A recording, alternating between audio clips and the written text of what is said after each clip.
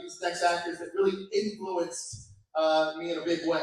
So let's bring out Tom Welling, Brandon Routh, Tyler Hoechlin, and George Newbern, Superman and Clark Kent.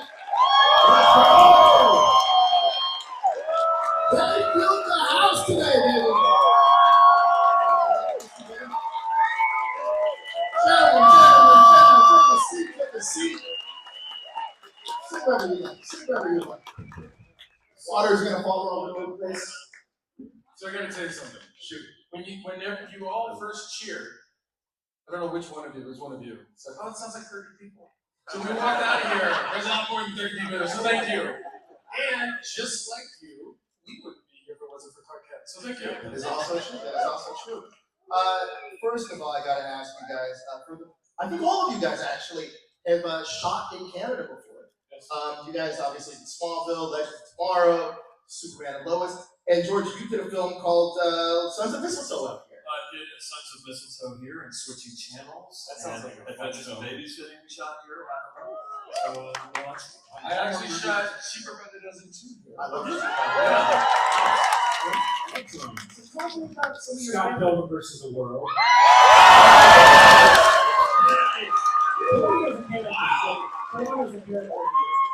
Yes, Toronto's a huge character in the movie. Toronto. So I gotta know, tell me some of your favorite stories about just being in Canada. Freezing my ass off, that's all. It's fun. When the writers in LA were like rain towers in January? Yeah. Like I guess I was in so Cheaper Dozen 2 I was here, and Bonnie Hunt and I had gone to lunch on a day off, and we were walking down the street, and I walked into a street sign. Like I was talking to her this way, and I was like, oh, and I was like, oh my god, and we laughed.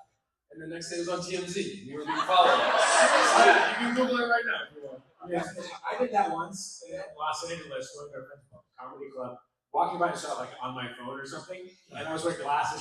Clark Kent moment, baby. Clark Kent, TMZ wasn't there to capture that. Glasses help protect my face, actually. So help cover hurt myself.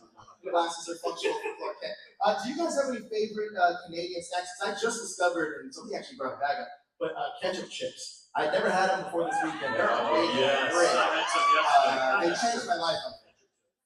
Oh, it's delicious. So they had some in the green room. I tried it yesterday kind of stuff. In fact, we were there the first day in the green room. He was like, have you tried ketchup? I'm like, I don't really need something else to like. Like, I already eat enough. Right there. Yeah, here we go. Thank you. And I'm thinking I'm going to bring these home, but these would be great for like pickles and a beer. Oh, you're speaking my language, Mr. Tom Welling. Thank you for that. I didn't know that. I'm sure there's no chemicals in it at all. Look at that. You know what they say, if it tastes good, spit it out. That's right. Now, I know that all of these folks are here for Superman, but is there anything that you guys geek out about or deep dive into that you're big fans of? So all of these folks here, including myself, are here because we all love Superman. It's like such an important part of our lives. But is there anything that you guys kind of geek out about or deep dive into? Like, what are your big fandoms? Well, a lot of times you don't tell people what the rabbit hole you just went on last night at 1 o'clock in the morning on Instagram or Wikipedia. It's a very personal question. I mean, reptilian people. Yeah. That's what I'm talking about. Did you say reptilian people? Yes. No, I didn't say that. Brandon, have you not heard about this? If you watch, I promise you, if you watch a YouTube video about this, you will be on that YouTube rabbit hole for hours. Yeah. It's quite Shapeshifters, tails, the whole thing. Got it. I mean, listen, we all came from something else, so let's not say it's in our lineage somewhere. We were all, we were all bugs or animals at some point. We share that. We share that in our growth. Listen, where else do we come from? I mean, listen, I know there's a lot of answers and ideas. I will have to halt myself at times because when I come across videos of people tripping and falling, Oh, it's the best. Oh, I can't not laugh. I can't watch it. it's so honest. It's so I honest. love the fake farting ones where the guys going around and fake farting, people freaking out. Or like people sit in the park and they drop the spider on their head. Yes, Yeah. oh, it's so You know, real stuff. Great prank videos, great prank videos. Let's move on to Superman. So now, Superman is obviously a cultural icon, but before you got the role, what was your relationship with him, and what does Superman mean to you now? I feel like I have to go first because I'm so close to you. I'll go first. Okay. My relationship with Superman was just as a kid in Iowa watching, my first memory is watching Chris's movie, Superman the movie, when I family dinner, family movie night, whatever you call them, six or five, six, seven, and my pajamas that my mom still has that we kept, jumping around, excited to see the movie, and I was so excited it made myself sick, had a migraine, and spent half of the movie throwing up, but watching it, lying down on the couch. So I don't even know if I watched the whole movie, remembered the whole movie the first time I watched it, but it was a pivotal experience. Now I don't throw up every time I think about Superman. I solved that part of it. Well, there's a part of it back then, he was Superman. And if you wanted to see Superman, you saw Chris. That was it. Yes. And now there's, a lot of different versions and whatnot. You can kind of have access to all these different things. But to me, when people say Superman, I think of Chris. And my favorite scene is when, and I hope I should know this. I don't know if Superman 1 or Superman 2, but he's in the cafe and he doesn't have his abilities. And then he comes back with his abilities. And I'm just like, That's the come up with yeah. So that's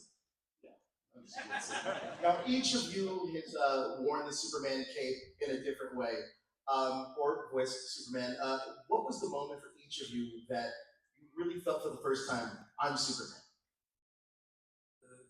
For me, when my son was roaming the house with his little cape and the S on his chest, and he pushed it, and it was me going, "Get to the watchtower, let's go." I was like, "Well, I've made it."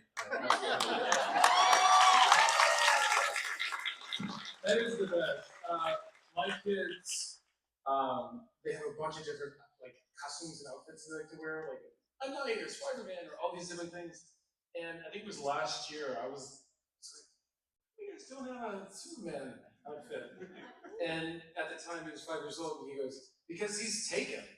And I was like, "Ah." And he goes, "You're Superman," and just moved on. That was it. And I just remember I wanted to cry, but I didn't want to cry in front of a kid. It was awesome. It was awesome. When you get validated by your children, it's pretty cool. Anybody with parents in here? Yeah. Brian, I don't go to that. You go. Oh,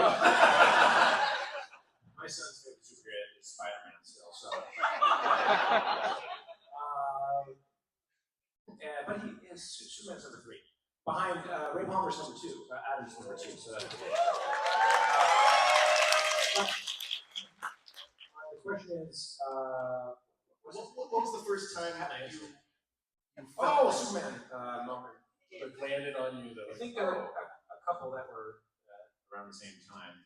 The first time I remember stepping on set in the Superman suit, there weren't many people around, and I had to go into, it was the Daily Planet actually, because there was this bit that I don't think is in the movie anymore, but Superman goes into, Clark goes into the closet and then turns into a suit, and he goes out, falls out the window to go save the plane.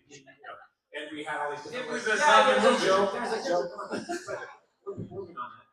And I was trying to figure out different ways to get out the window. I was trying to do a Batman, jump out the window. And they ended up, it's not in the movie. So that was the first time I was on set, but then it's when people see you, when people see me for the first time, either coming to visit the set or just the crew for the first time. Because, I'm just a guy in a suit until people recognize you and view you as the guy. For me, that was the thing. So Otherwise, you're just in a Comic-Con. Which is great. It look awesome. But it helps when other people, believe in the myth.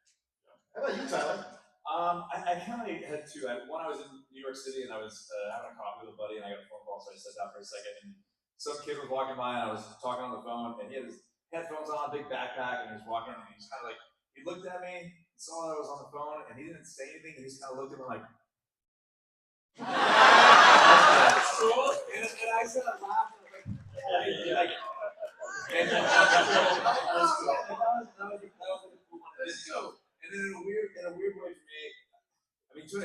playing the character, and when we were telling his story in our version, it was much later on him doing it. So he's been Superman. So like, there's a feeling of where you are embodying it. But in a weird way, in the last season, in the episode where he does the interview on TV and comes out and says, "I am Clark Kent and I am Superman."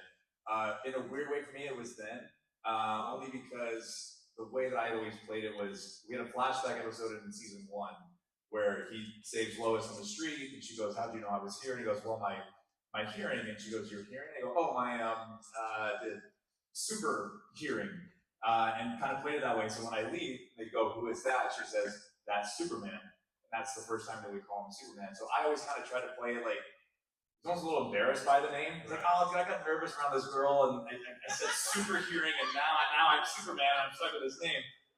So it was like, for me, it was like a personal thing for me. I thought it was kind of funny. So in that interview, for him to say like, "I'm Clark Kent and I am Superman," it was kind of like a weird way for the character and for me finally saying like, "I am Superman." So yeah, probably that's cool. Especially when you still say it out loud. Yeah, it's just saying it out loud. Yeah. Speaking of Clark Kent, I feel that Clark is just as timeless as Superman. Which part of Clark did you identify more with? The reporter, the farm boy, or like the Man of Steel, the Kal-El version of, I guess Kal-El's kind of different. But the farm boy, the reporter, the heroic. So what did you identify with? I mean, for me, one of the things that I kept reminding myself in the series was like, I played a character who didn't know who he was gonna be. So he was just he was a teenager in high school trying to figure out what these weird abilities he has and his purpose. So that's kind of was my thing, yeah. I'm from Arkansas, and actually I have an olive orchard. Yeah, Arkansas. Arkansas. And I make olive oil. I'm a farmer, so I kind of relate to the farm boy of him, mostly, and Clark Kent. Definitely not the super of the Superman. That's definitely. Yeah, I don't like not as much the Kal-El. Yeah, just like the same. I think just again, for us doing the family version, it was just like, I don't have kids, but like father, husband, partner, family member trying to just do their best. Like that was kind of the thing. So like, to me, it was just Clark.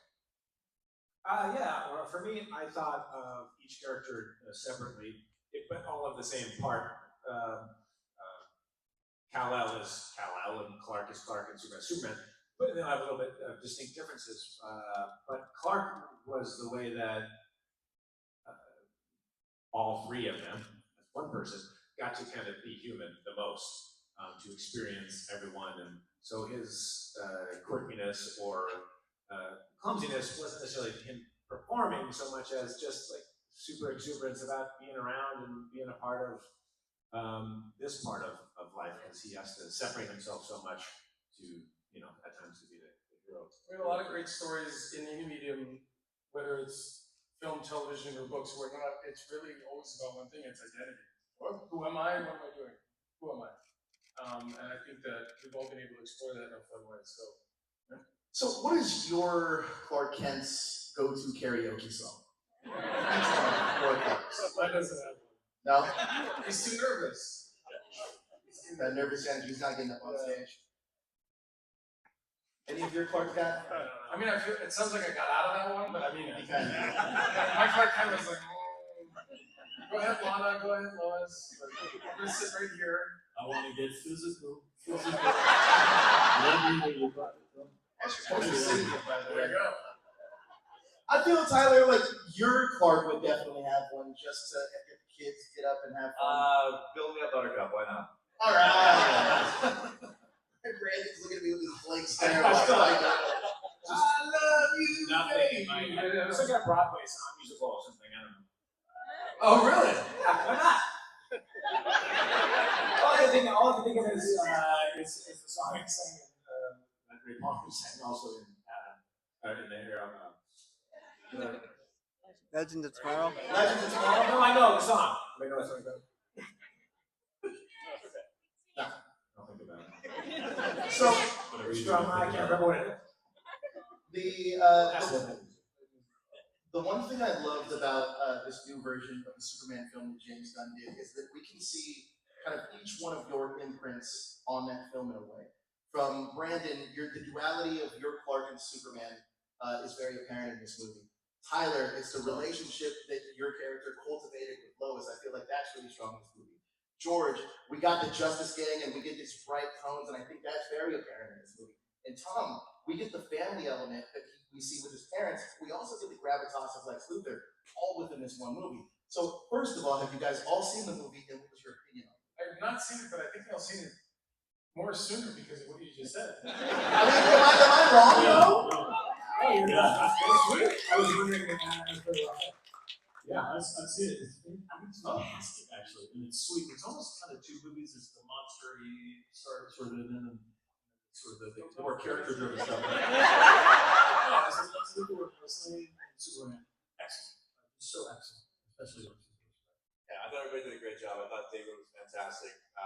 Rachel and Nick are just phenomenal, I think, in everything they do. And Nathan Fillion, I thought was. I will say that the joke that he landed at the end of the movie, I feel like was building the entire movie, and it was so worth it. It was so worth it. He's like, "That's a cool name. You're in." Yeah, I thought it was so good. But I think it's very good. Yeah, I was I had a wonderful time. It's doing so much.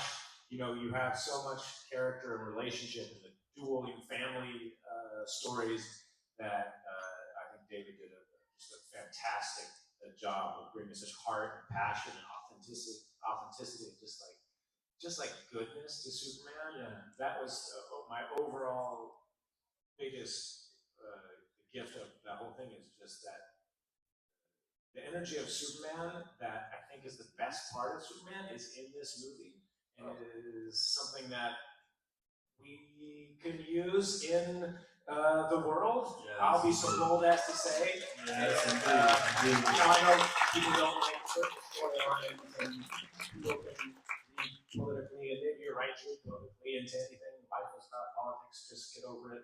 But you know, we all got to learn to get along. And I think that the biggest thing Superman do is to be a beacon of light, and that's what art does too. I'm just so excited to think about how it all works. Like, they go and they write, and the artists have created Superman over all these years, and we're here talking about it, and the myth and lore of Superman is like moving us all to be in one place at the same time, when there's like a beautiful, wonderful thing about like love and compassion. Like, that's what we need. This is awesome.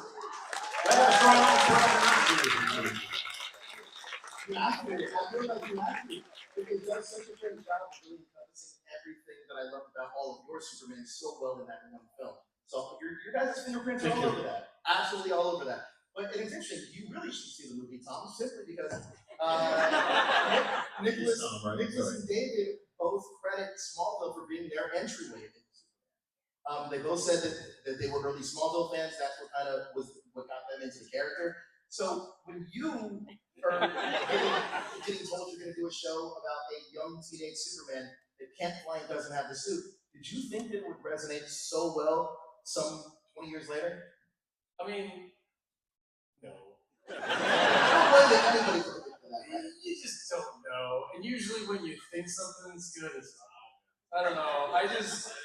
Yeah. I mean, that's honestly, one of the things with the cons is you get to meet people and hear their stories about how it has affected them. Because to be honest, as you're filming, or this is what I was filming, you're not thinking about how it's going to land for fans, and it's more of like producers and writers and directors' jobs and whatnot. You're playing your characters, and then you meet people who have gone to war, and the only thing that gave them any solace was when they came back to, you know, from that day, and they watched episodes of Smallville, and that, you know, gave them an escape to move on. Like, you can't, I don't know, there's no way to do that.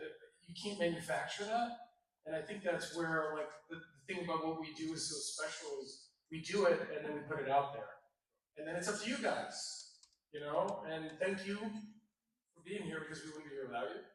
I kind of like ran around with it, like, I mean, I was on a show for 10 years, and after every season, the final episode, we were canceled. And you know, at one point, our show was the most successful show that had ever existed on the CW. And they're like, I don't know. And 2 weeks before I had to get on a plane, they'd be like, oh, we picked you up for another season. It's like, okay, we'll go back into this.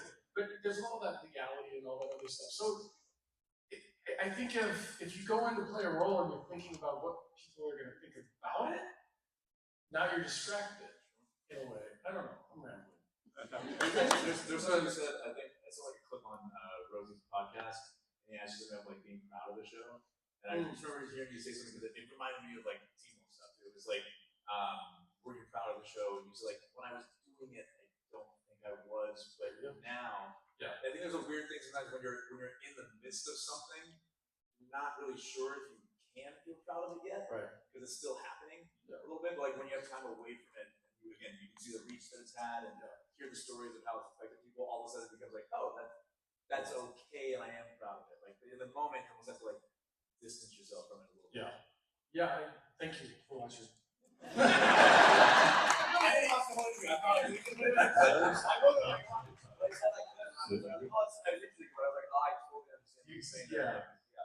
It's in some ways it's like when you travel and your flight's delayed and you're like so mad and all this stuff, and then years later you look back and you're like, I had fun there. You forget about the travel. So Brandon, David Cornsweat was not the first Superman to wear the crest that he has on his suit in this film. You were the first one to wear that style crest with the Kingdom Come Superman in Crisis. So what did it feel like? Yeah, let's hear it. It was great to be back in the role. What did it feel like this time around putting that suit on? And were there ever any plans to kind of do anything else with that Superman? To answer the last question first, not that I'm aware of. It might have been inner talk. I think at the time that we did that crossover, there was too much changeover happening at Warner Brothers in DC, and now it's a more stable footing. So had it happened at a different time, maybe there would have been something else, and I don't know what anybody's planning, although they seem to be planning something big, so who knows. Maybe there'll be more of any number of things would be fun. But it was really a different and wonderful experience to revisit the character 15 years later. I definitely felt more capable of playing Superman and standing in all of who he is and who I continue to make him, create him in my head to be. And I had a lot more appreciation for the fact that I was able to do this. The second time was almost more of an achievement than the first time. Look, you guys. Grateful for all the fans also, sorry, who have expressed, it was, but he's like, I'm so happy that you got to come back. And so was I. So it's so good.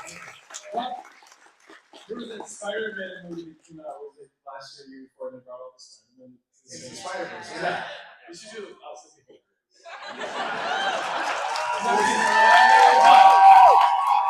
Nothing is impossible. I feel like if there's a cinematic crisis on entrepreneurs, it makes the most sense to bring all of you guys back. They can make money, it makes sense. Thinking like a true studio executive. You guys have all been in projects outside of Superman that I absolutely love. And Tom, every single time I see you, I always want to ask you about this. I don't think I ever have. But you're in one of my favorite movies, the NFL's right around the corner. Draft Day is incredible. I love it. Ryan Drew is fantastic. Can you talk to me about working with Kevin Costner and Chadwick Boseman was also in that film? Yeah. I watch that movie every year. Me too. I know that time. I think they always start planning during the draft, leading up to it, and I can never remember how he does it. So I have to watch it every time. He's like, "You pancake eating motherfucker!" Like, don't like that. I did that movie because I wanted to be Kevin Costner. It was awesome. I remember the first thing I had with him, I had to yell at him in the first take. In the middle of screaming and yelling at him, I lost my line. Like I was just screaming, and I was like, "Ugh!" And he was like, "Cut!" And I was like, "Cut!" Really hard on myself. And he came over and he goes, "Don't worry about it." I'm like, "I am gonna worry about it." I'm gonna worry about it. That's what I said. I go, "I'm gonna worry about it." And he goes, "Hey, when I forget my line, just don't be too hard on me." And it took all the pressure off in the best way. And sorry, what was the question? You're also in that final scene at the end with the Cleveland Browns are all together. It's you, Arian Foster, and Chadwick Boseman. Yeah. Okay. So Chadwick. So I met Chadwick He's a great guy. I met him going into a cast van from set back to the hotel. And he was like very polite. He was like, hey man, how you doing? He was on the phone with his mom. And he was on the phone with his mom for the whole ride. So I didn't actually talk to him, but I could like hear him talking to his mom. And I thought that was really sweet. And he was like, yeah, I catch up with his mom, and talking to his mom, and then we got out of the cast van, and I really didn't see him again. But I was just, it's a nice memory for me. And he's talking to his mom, you know? Yeah, I'm happy I asked you. I always wanted to know about that. That's fantastic. George, you're in one of the most iconic television shows of all time, Friends. Oh yeah, I did such a friend. What was your experience like on that? It was kind of surreal. I'd gone to school with Dave Schwimmer, so I knew him and I'd known Matt for 20 years. And then in between takes, we'd go up to a dressing room, and Brad Pitt was dating Jennifer at the time, so we'd all play Super Mario. And that was sort of surreal. Yeah, but and also the show is so well written that it's lovely to be in a show where in a sitcom you don't have to work too hard. You just sort of ride the wave as opposed to like cranking the engine, which is most sitcoms aren't that funny, and you're trying to make it funnier. That Friends just sort of kind of back off and ride the wave, and it was just such a great experience. It's incredible.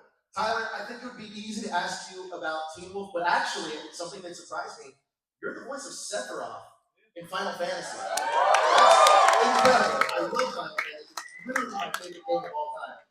Talk to me about doing his voice, getting into that. I'm one of the voices. Yeah, you're going to be the voice in my head, Tyler. It was a lot of fun, man. Honestly, it's one of those things where I told everybody I was a little bit ignorant to what I was getting into. To be honest, when it happened, I was talking to a friend of mine at one point, and they asked what I've been up to. I was like, oh, I'm voicing this character in a video game. He said, what's the game? I said, Final Fantasy. He said, oh, who do you play in Final Fantasy? I said, Sephiroth. He goes, dude, are you kidding? And I'm like, yeah. I mean, he's like, you know it? He's like, yes, I know it. He's like, everybody in gaming knows Sephiroth. And that was kind of my first actual awareness of how big it was. And then coming to these things, it's really only been the last 6 months or so that I think people are kind of aware that I've done that. And meeting the fandom has been, it's been very, very eye-opening. And it's cool, man. It was a lot of fun because I was doing it while we were shooting the show half the time. And so going and playing Superman one day and then coming over and playing Sephiroth the next day, it was just a nice thing to be able to go back and forth and the duality of those two characters. So it's been a lot of fun. Yeah, look, I remember playing on the PlayStation 1. I didn't realize, my friend introduced me to the game, and I didn't realize it was like a long game. So I didn't have a memory card, so I had to pause it, and then had to go Target and buy a memory card, and then hopefully the game was still on by the time it all worked out. It all worked out. Whoa, that was nerve-wracking. Brandon, obviously, Scott Pilgrim versus the World is an incredible film. And you're fantastic. Can you talk about your experience on that? Oh yeah, it was awesome here in Toronto. I got to get a band practice. With Bree Larson and Tennessee Williams, who was a drummer, and be on stage and play music. It was pretty sweet. I was in a jazz band, marching band, concert band, so it was cool to be learning to play bass for that. So that was awesome. And it was just so much fun. Edgar Wright is an incredibly talented, genius director and incredible captain of the ship. One of my favorite directors I've ever worked with because he's a team player and just we're ready. We're doing this awesome thing. He's ready to go. He's got the plan, and we're off every day after a couple espressos, and we're going. And it's awesome. And it's just amazing to see the legs that it's had.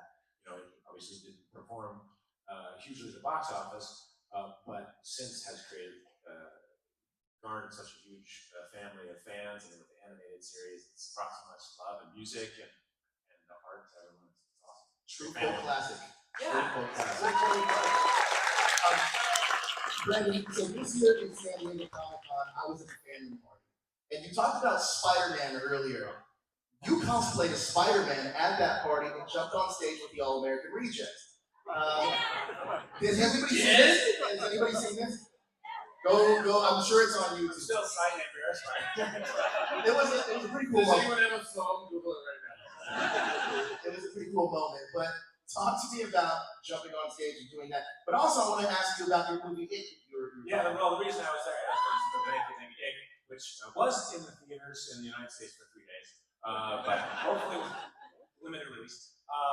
But hopefully we'll be out in on everybody's TV availability. VOD is streaming at the end of this year. But it's a fun PG-13-ish monster horror comedy. You know, I don't really like horror that much, but it's very much, you know, more tame and already approachable. It's approachable, and that's fun, and I get to be funny, and you know, I played football in it. My first football experience in a movie. I played a high schooler with the help of like age makeup. Me just Mario, I played like high school couple, and it goes to this kind of fun music video. The first like 10 minutes of our relationship together and breakout and all this stuff. There's another part of that question. Oh, you jumping on stage with the All-American Rejects in Oh, a yeah. Spider-Man costume. Joseph Kahn, who's the director, who's another genius director, was the guy with this great idea, Brandon. Because the American Rejects are a big part of the soundtrack, and we're promoting the film for us, so you know, it's got to be a fun cross-promotional thing. And in the end, what it did is it allowed me to feel a little vulnerable and kind of move my comfort zone out a little bit. And my first time being Spider-Man. That's true. You're the first Superman. Why are you laughing at me? The clip is great. YouTube it. I promise. The way I'm telling the story. Searching for the answer. I was like, there's more to this than he's saying. I try to see if people are passing out or falling asleep as they answer questions. You know, have you guys seen Robert Pattinson's The Batman? Yeah. For the two of you that have, I just want to get your take on this. Do you think that Robert Pattinson's Batman fits into James Gunn's DCU? Oh, that's what you're talking about? Yeah. Rob's talking about it. Come on. I mean, I don't know if it fits in. I enjoyed watching it. I think Rob did a great job.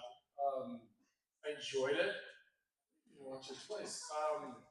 When it fits in, I just don't know if I'm qualified. The thing is that James Gunn totally says that he wants each filmmaker to have their own identity and every city to have their own kind of vibe, their own character.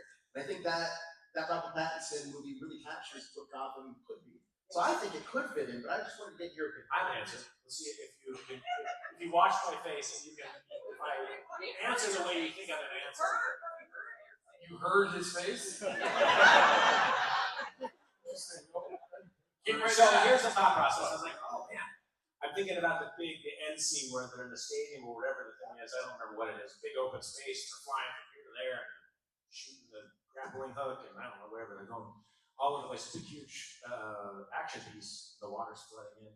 I was like, yeah. I mean, that's massive and cool. And Gotham is like its own world. So how do you fit that into any Superman world would be kind of challenging.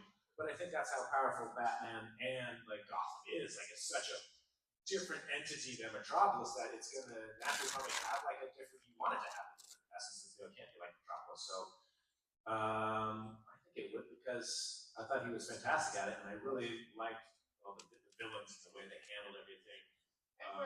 Yeah. That's a yes from Brandon. Tyler, what says you? Do you think it fits?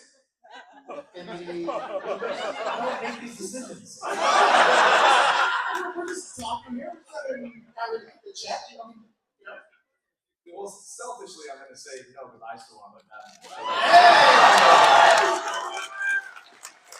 I think Rob did a fantastic job of that. I think within 5 years it was great. So I'm happy to let that keep doing everything and maybe leave the door open for maybe an additional Whole new envisioning of Batman versus Superman. Yeah, it's interesting. Inner battle. Because I also there was rumors that Henry Cavill was also like rumored to wanting to play Batman. Also, your guy Alan Richardson, who was on Smallville, has been campaigning for it. He literally said, Jack Reacher said, you don't have to pay me, you'll just show up and do it. That's what he said. I mean, obviously didn't talk to me before he said that. Well, look, you guys have been a ton of fun. I want to thank each and every one of you for being such an influence.